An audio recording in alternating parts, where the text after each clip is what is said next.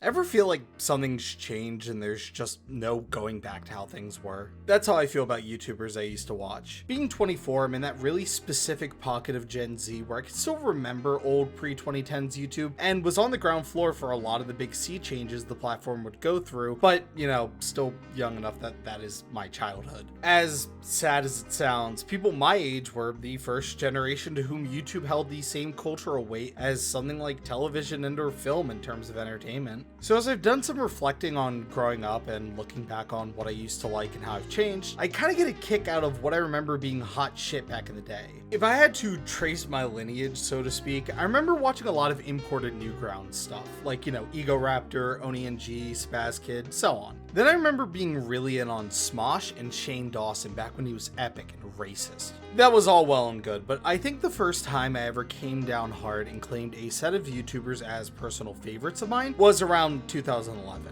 I remember my absolute GOAT, the guy I go to every day just to see what was going on. My first, and it pains me to say, internet idol, Uber Haxer Nova, or just Nova for short. I mean this with no exaggeration. James is someone that I've always adored, and for the most part, he's been the same dude almost 15 years after I first started watching him. I remember thinking that this was the funniest guy I've ever seen. For that fact, I thought he had to be the biggest YouTuber who ever lived, just flat out. There was no way that he wasn't. Around the time I was really into Nova, the YouTube algorithm recommended something similar but different. It was a channel with a lot less subs than James, but something about him just wormed his content into my brain and onto my eyeballs. It was a channel with about 40 to 50,000 subscribers who I thought was a fun underdog to watch when I got bored with Nova's videos.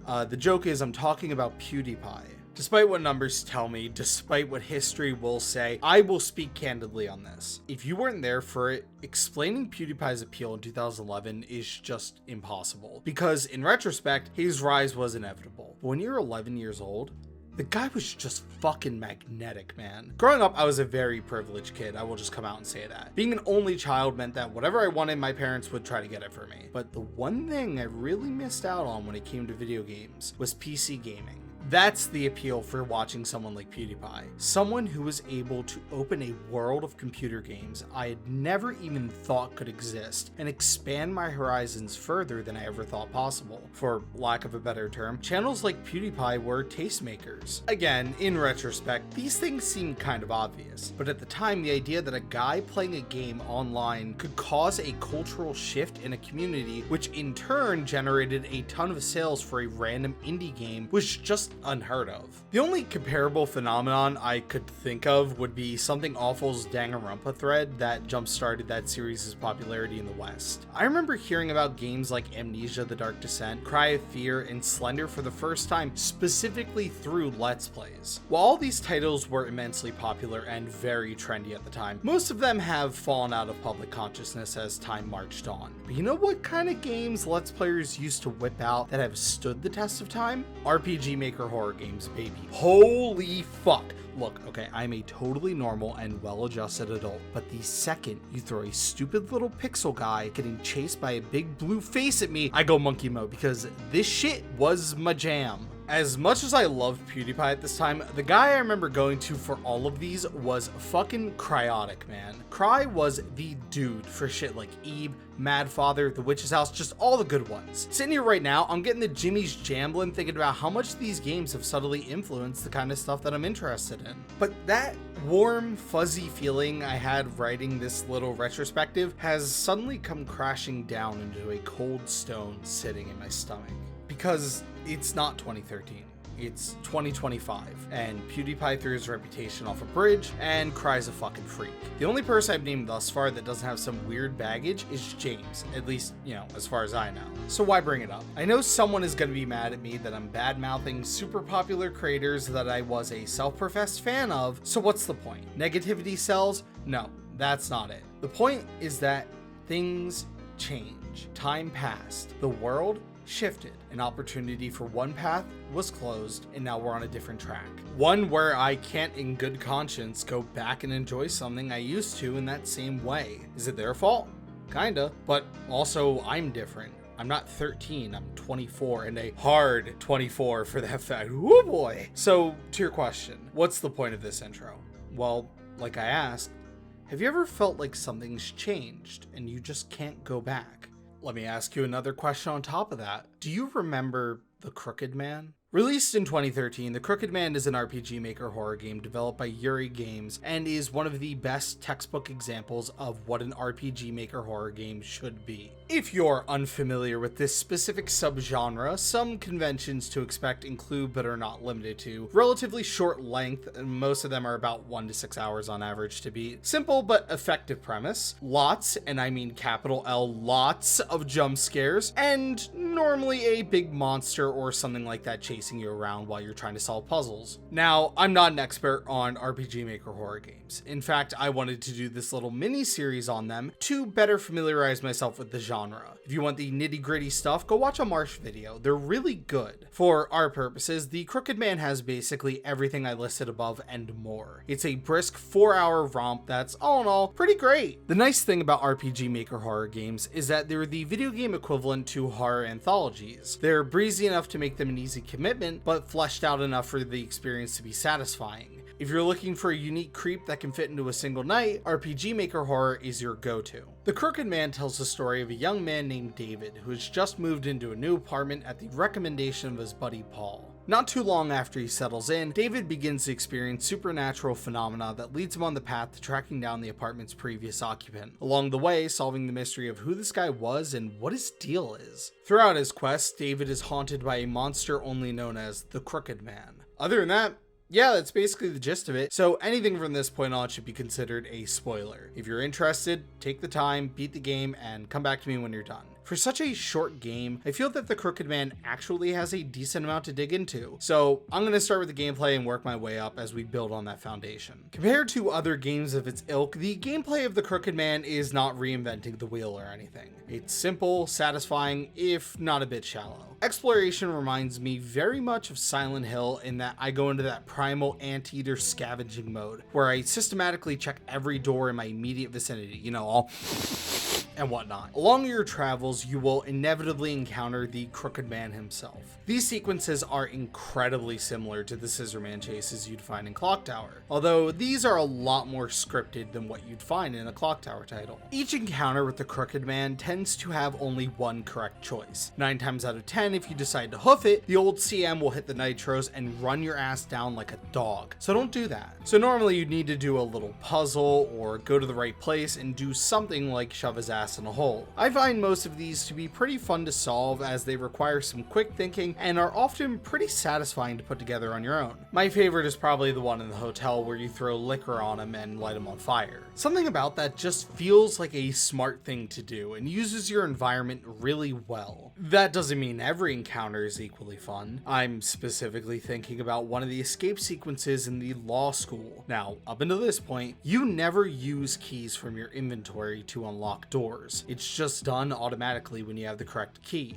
But in this one specific chase, you're supposed to be able to intuit that you have the ability to leave the room, something that normally gets you fucking murdered anytime you try it, and then immediately turn around and lock the door. A mechanic that has not been in the game until this very moment. This I can excuse, but still be annoyed at. What I cannot excuse are the mandatory Crooked Man boss fights that happen at the end of each chapter. The ones where you use a knife to fend them off are serviceable if not just a bit mashy, but the 2 fights where you have to gun this man down in broad daylight are just brutal. The first one on the roof is okay, but that's mostly because it's short, and if you get bored, you can just pop a Captain Fluffy like the broke-ass busta he is. The one that I find the most frustrating is the final boss fight, because the Crooked Man has so much health, and trying to turn on a dime and pop off a shot while this fucker runs me down and chunks me for 20 HP at a time fucking sucks and makes me mad. I'm still mad. It's been like 4 months since I beat it. Other than that annoyance, the gameplay loop can get kind of repetitive, but by the time it starts to bug you, the game is already over, so all in all, no big deal.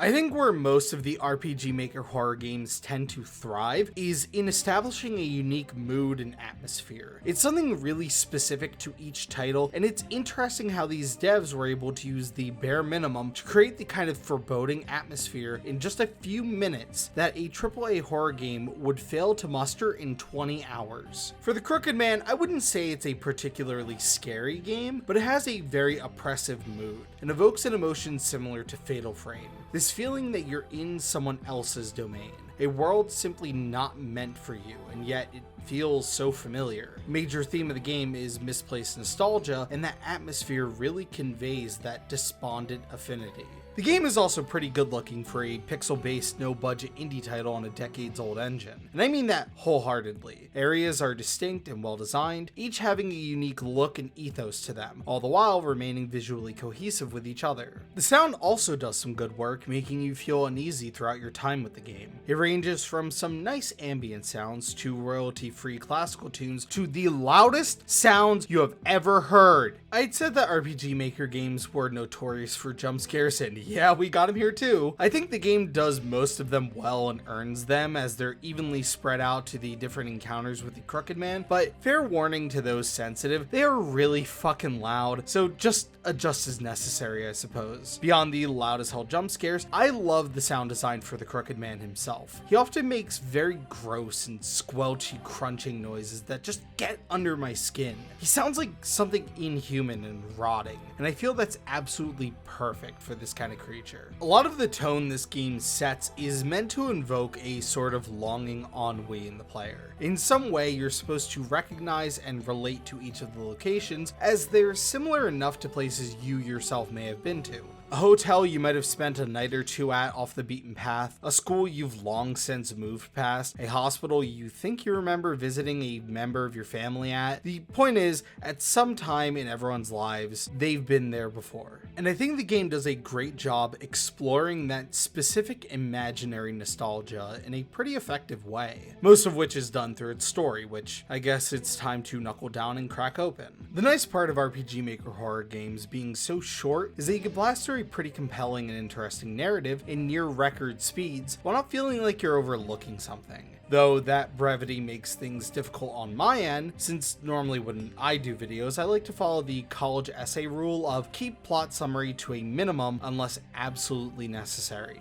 The problem here is that the game is like 3 hours long, and anything I have to say about the story boils down to just summarizing it. And the issue with that is, as a beat for beat plot, it's not particularly interesting. So let's just run through that now and not waste too much time, and I'll get to the stuff that actually is like pretty cool. Down on his luck, 20-something David gets the hookup from his buddy for a new apartment that is 1000% haunted. Upon finding some notes from a journal, David decides to drop everything and pursue the previous occupant of his room. This leads him to an abandoned hotel in the mountains where he meets a young woman named Sissy, who is also there looking for a certain someone. After a bit of exploring, he encounters the titular Crooked Man and ends up saving Sissy. They then part, and David repeats the cycle 2 more times, meeting a young law student named Dee and a child named Fluffy who is looking for his mom.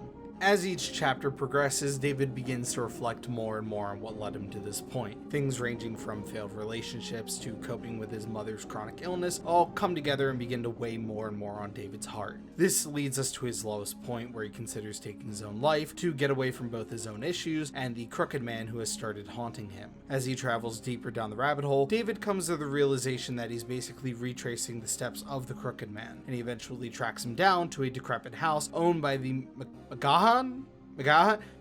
I don't even know. McGahan? Yeah, McGahan family. David finally puts the pieces together and deduces that the Crooked Man is their son Duke, who is currently hanging in the attic of his rundown home. After giving his body a proper burial, David returns home where he goes and sees his dying mother one last time and reunites with his ex. Happily ever something.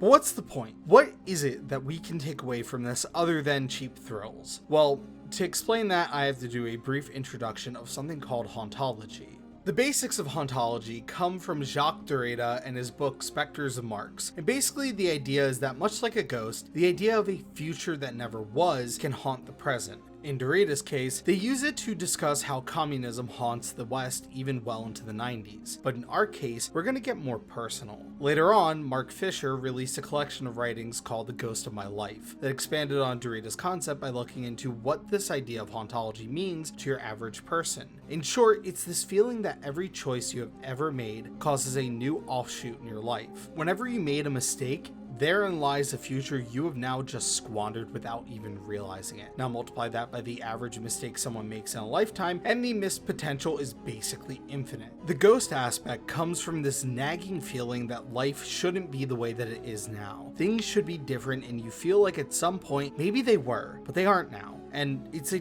very daunting thought. Just complete shit your pants philosophy that leaves you feeling hopeless and sad. This is the headspace I want you in while we discuss the Crooked Man. It's pretty obvious that every character David meets along his odyssey in some way reflects a part of him. They all deal with a similar conflict that David has, and in turn, one that he feels has derailed his life. Sissy is coming to terms with a bad breakup, Dee has to confront the reality of giving up on his dreams, and Fluffy grapples with the fear that his mom may have abandoned him. These are all very specific things that have shaped David into being who he is today, and he fucking hates that. As a character in the moment-to-moment beats of the plot, David is pretty flat. This comes from the fact that we got like 3 hours, so I'm not expecting Macbeth or anything. But it also comes from the fact that David is incredibly guarded. He intentionally keeps his walls up because if he shows any vulnerability, that opens up another chance to get hurt. It's simple, but I really enjoy how they portray someone like this. It makes David sympathetic, but not a wallowing mess. David is someone who lives in the shadow of what could have been. He repeatedly reflects on what led him to this point in his life and constantly wishes that things would have worked out differently. This is manifested in the Crooked Man, the ghost of someone who clearly regretted a lot in his life, one who thought that everything was just a bit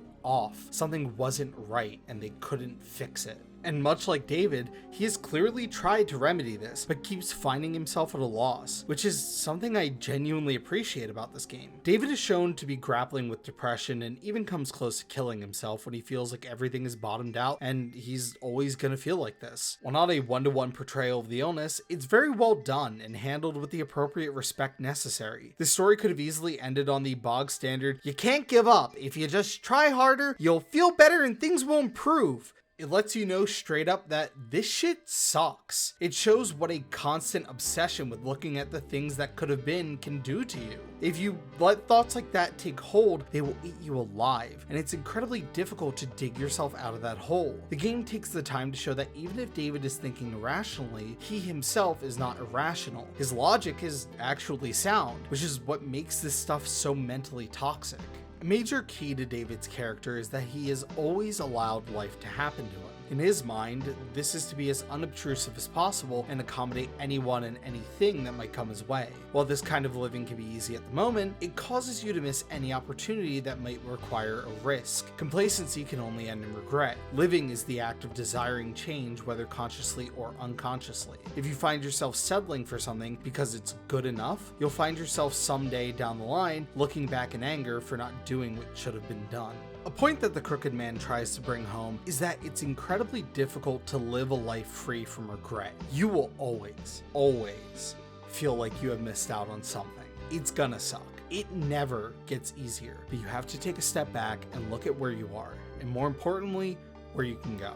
It's incredibly easy to fall into despair thinking that you have failed to reach your potential, but if no one's told you this before, allow me to be the first. Life does not end when you turn 22. It does not end when you turn 32. It doesn't end when you turn 42. Hell, it doesn't even end when you turn 62. One of the greatest things about living in the modern day is that barring outstanding medical issues or freak accidents, people can live for an incredibly long time. You have an infinite potential to change your life for the better, and as unlikely as it seems, the opportunity is always there. It's not easy. It's gonna take what feels like forever. You might even fail along the way, but it's important to keep trying. Take it from me.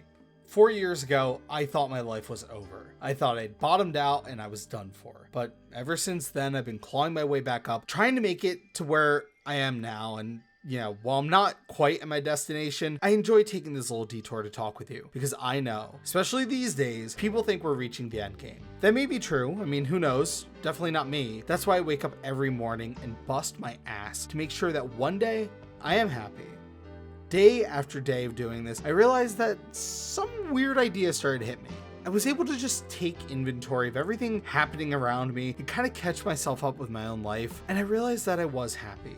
I could stay like this forever if I wanted to, but I don't want to. I want to get myself to that next level. I want to seize my opportunities. As hard as that may be, I want the opportunity to fail, because anywhere I can fail is somewhere I can succeed in equal measures. So let me ask you again. Do you feel like things have changed and you just can't go back to how they were? I know I feel that way.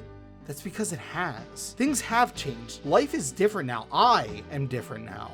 Am I better than I was? Are you? We don't know the answers yet.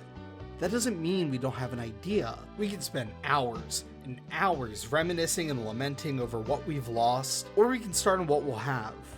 I think that is my ultimate takeaway from The Crooked Man. They say there's no fate but what you make, and I think that's true. We can't leave our lives up to the whims of the universe. We need to demand something of ourselves, not by clinging to our old mistakes, but by being unafraid to make new ones. Instead of living in a past that is no more, we can instead work towards an even brighter future and enjoy a pleasant now. I know I enjoy where I'm at right now. I mean, even if it's not the easiest thing in the world, I'm having fun, especially when we get the time to do these little diversions and I get to talk to you again. But I believe our time's up for today, because that's all I've got to say. So remember, if you ever think you've missed out and it's all over, that's where the fun really starts, because you've made mistakes. There is a ghost of your life following you, but I know for a fact that I ain't afraid of no ghost, and you shouldn't be either. My name's Michael. Let's talk again soon.